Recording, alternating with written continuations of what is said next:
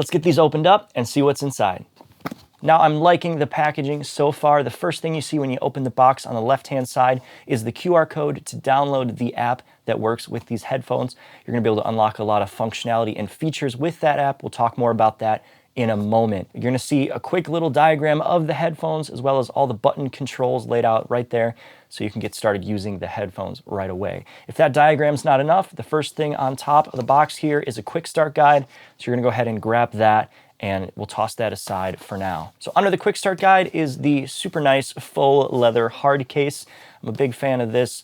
You know, I feel super confident throwing this in my backpack, throwing it in my luggage, and I can rest easy knowing that the headphones aren't gonna get banged around, bruised, or broken amongst all the other stuff in the bag.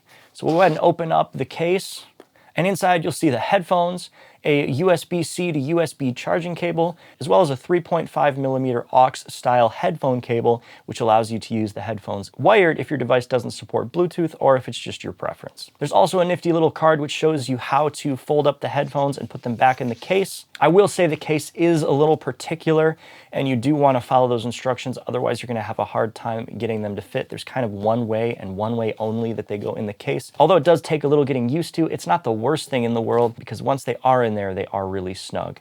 Now, one thing that is not included with these headphones that I usually like to see is an extra set of ear cups. These ear cups seem like they're pretty solid, but as most of us have seen, one of the first things to wear out on headphones if they don't actually break is the ear cup that fake leather tends to wear, especially when it's up against your skin. If you're sweating, there's a lot of oils in your skin that can kind of degrade and break down that material. So it would have been nice to see an extra set. I don't know if there's any available online if you did need to buy a replacement, but for now, that one set is all we've got. Now, real quick, we'll go over a couple features of the headphones. They are 40mm drivers, so it's a nice, decent sized driver. The frequency response is rated at 20 to 20,000 hertz. Now, that's the range of human hearing. Nothing to be surprised about there. My guess is it's probably a little less on either end of the spectrum, but they're claiming 20 to 20,000. Now, from what I can tell, these headphones support all of the standard codecs available right now, including aptX, aptX HD, SBC, and AAC. There is an auto power off function, which is pretty neat, and you can actually set the duration in the included app, which we'll talk about in a moment. These headphones do feature Bluetooth 5, so in all of my testing, I really didn't have to worry about any range issues, any signal dropouts, or any lag when watching a video, working on music, or playing video games. Now I want to talk a little bit about the build quality of these headphones. They definitely feel sturdy. There's some good flexibility. I don't want to crank on them too hard, but there is a solid metal band on the inside, and this seems to be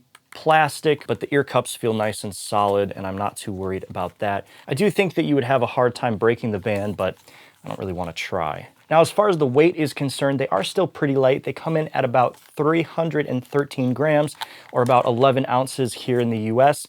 So they're not a heavy pair of headphones by any means. You're not going to worry about any head or ear fatigue while wearing these. The ear cups are a faux leather, which is pretty standard. There's a little bit of padding on the inner ear, which is nice to increase that comfort.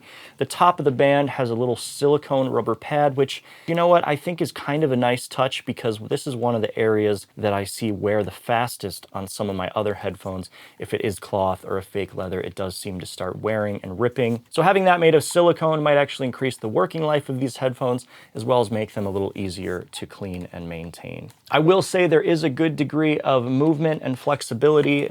So depending on the size of your head, they should be pretty comfortable. They do open up quite a bit. They rotate 90 degrees.